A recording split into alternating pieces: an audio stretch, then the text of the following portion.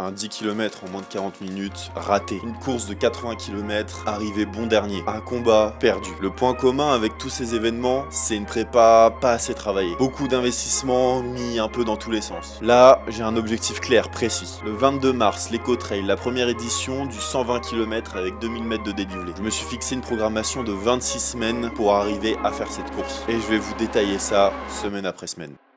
Bon les gars, nouvelle vidéo, c'est une vidéo particulière déjà là, normalement vous le voyez, à la qualité de la caméra qui est un peu moins bien, parce que normalement je filme avec mon téléphone, sauf que là j'en ai besoin, parce que c'est, comme vous l'avez vu au titre, une vidéo, donc là c'est sur ma semaine de récup de ma prépa trail, mais ça va faire quand même 8 semaines, voilà, 7 semaines de travail, donc ouais, dans 8 semaines, ça va faire 8 semaines où j'ai commencé cette prépa, et on va voir en fait l'évolution. Et pour ça j'ai besoin du coup, donc là vous allez voir s'afficher mon téléphone, et mes entraînements. Donc moi je gère avec, j'ai une montre Coros, du coup je gère ça avec l'application Coros, où je mets toutes mes séances sur ma montre. Ça a pris quand même pas mal de temps, puisque en fait, je vais vous le montrer.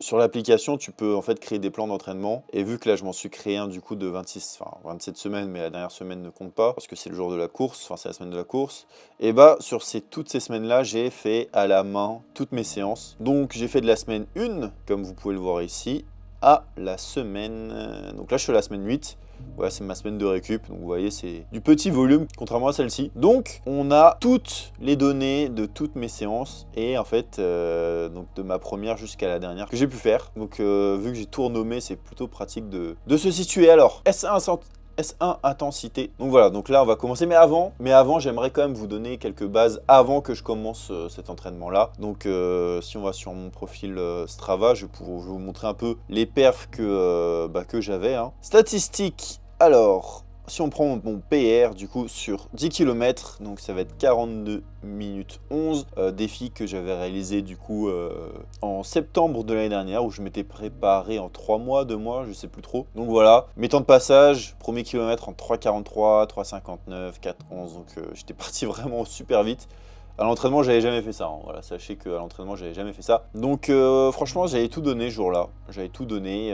C'était une hyper bonne expérience. Mais voilà, de mon niveau, d'où je partais. Et en fait, après ce 10 km, j'ai arrêté de courir. J'ai arrêté de courir. Du moins, je courais très peu. Et en fait, du jour au lendemain, je me suis dit, ok, pourquoi pas faire un éco-trail, une course de 80 km. Ce que j'ai fait. Donc ça, c'est la plus grande distance que j'ai courue d'affilée, 80 km. Donc, je l'ai faite en 9,29 de moyenne, sachant que j'arrêtais pas ma montre pendant le ravito. Donc comme on peut le voir, par exemple, des fois j'ai des temps qui sont assez aberrants, du coup 10 minutes, ça c'est un peu normal encore. 32 minutes, voilà, de ravito, comme vous pouvez le voir. 29, donc voilà, c'est quand même des temps assez conséquents.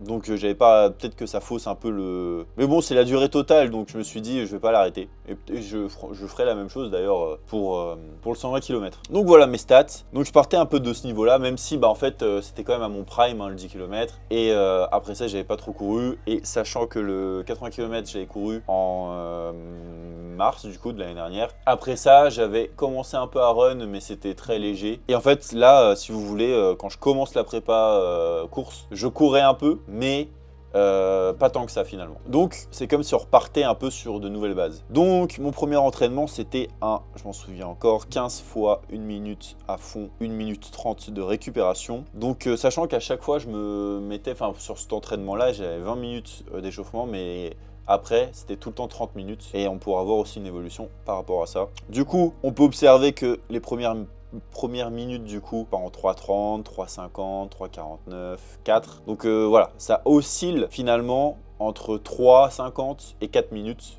Même si les premiers étaient plutôt rapides, mais en fait j'ai pas pu tenir le rythme. Les minutes 30, en plus j'ai 1 minute 30 de récupération. Donc voilà, finalement ça donne ces temps-là. Ensuite, j'avais comme deuxième séance je crois que c'était un 8 fois 4 minutes. Et les 4 minutes, je les courais en 4,40, 4,45, 4,47, 4,44, 4,53 avec 1 minute de récup, donc c'était vraiment pas beaucoup. Voilà, c'était des grosses séances et à chaque fois j'étais RPE 10, donc j'étais à fond, il n'y avait pas de marge. Là, sur toutes mes séances, je les ai toutes faites à fond. Ensuite, ça c'est important, séance endurance, du coup, courir 1h30 avec un BPM de 155, donc ça c'est respecté, je l'ai respecté à chaque fois. Qu'est-ce qu'on peut observer du coup? Voilà, c'est une moyenne de 6,13, donc ça c'est plutôt facile à juger. 6-13, mais par contre ressenti très mal aux jambes, ça je m'en souviens. Alors deuxième séance, on va pas faire toutes les séances, mais il faut voir pour voir à peu près une évolution quoi. Donc là c'était des 30 secondes, 4 minutes, ok bon ça on va passer. Ce qui est important par exemple c'était les 2 heures, 2 premières heures. Du coup j'avais fait 17 km en 2 heures avec une allure moyenne de 6,55. Bon un BPM de 152, ça j'avais plutôt bien respecté. Séance 3, est-ce qu'on a un point de comparaison? La séance c'était quoi? La séance c'était... Ok, ouais je m'en souviens, c'était 10 fois 1 minute et 5 fois 2 minutes. Donc par exemple là, rien que la troisième semaine, on peut voir par beaucoup plus vite, 3,22, 3,46. Et les temps, normalement, il n'y en a aucun qui est... Ok, si, il y en a qui sont... Non, il n'y en a aucun qui est en dessous des 4. Donc déjà en 3 semaines, on peut voir la progression. Donc je suis en 3,40, 3... Il n'y en a même pas en 3,50 je crois. Si, il y en a un. Ok, il n'y en a qu'un seul. Donc moins de récup, même charge de travail, donc il y en a 10, pas 15. Mais après j'enchaîne avec un 5 fois 2 minutes. Et les 2 minutes en 4,20, 4,15, 4,15, 4,15, 3,59. Vous voyez qu'à la fin, j'essaye toujours d'accélérer. Toujours une récup en marche active.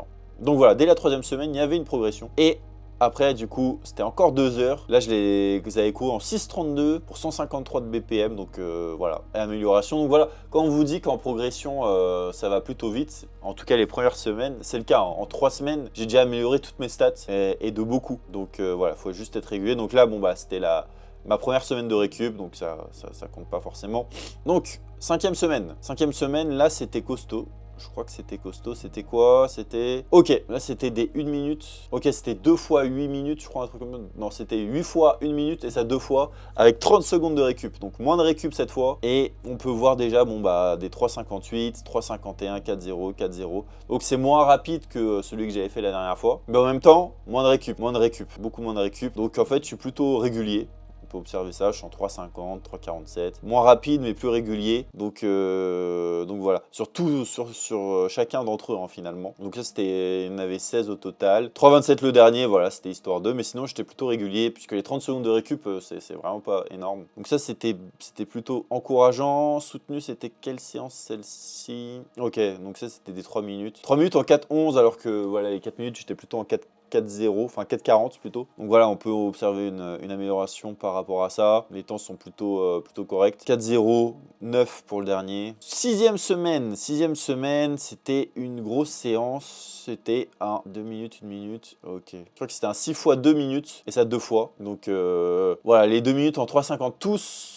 Proche de 4,0, un en dessous de 4 et un proche de 4,20. Donc voilà, une bonne moyenne. Et la deuxième série, ouais, bon là j'étais un peu cramé je pense, parce que ça se rapproche plus des 4,20. Mais par rapport au premier que j'avais fait, où j'étais plus en 4,40, on se rapproche de ce résultat-là. S6 soutenu du coup, ça c'était... c'était quoi?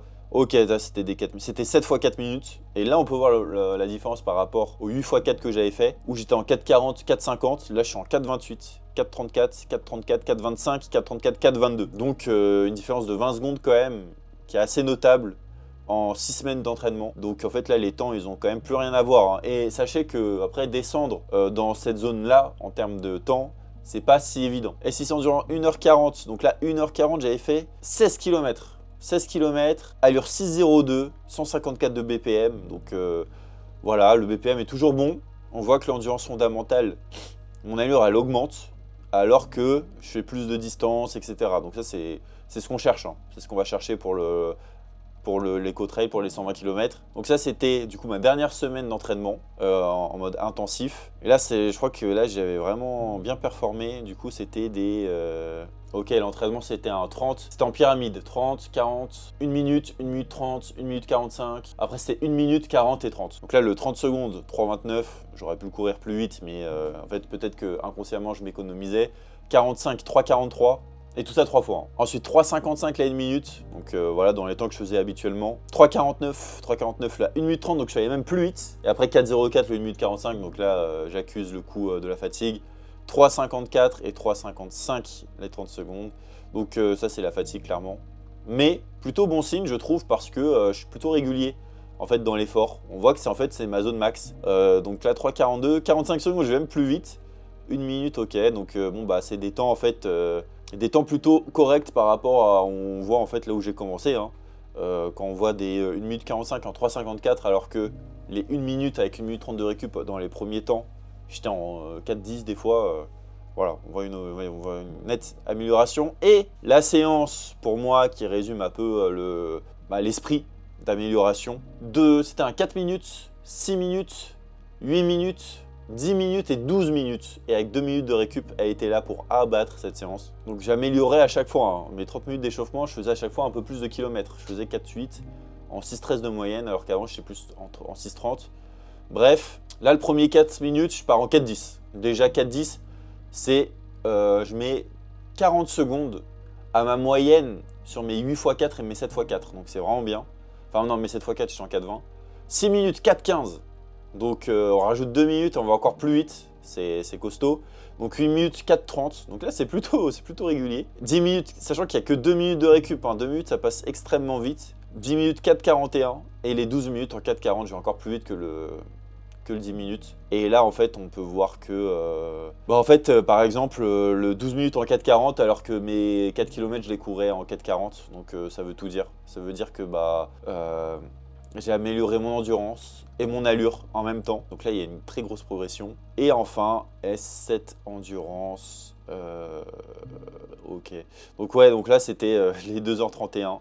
J'ai 6,20 de moyenne, mais j'étais tout le temps en dessous des 6,0 jusqu'aux 2 derniers kilomètres où, problème au ventre. J'avais mal au ventre et j'ai dû marcher, j'ai dû finir en marchant.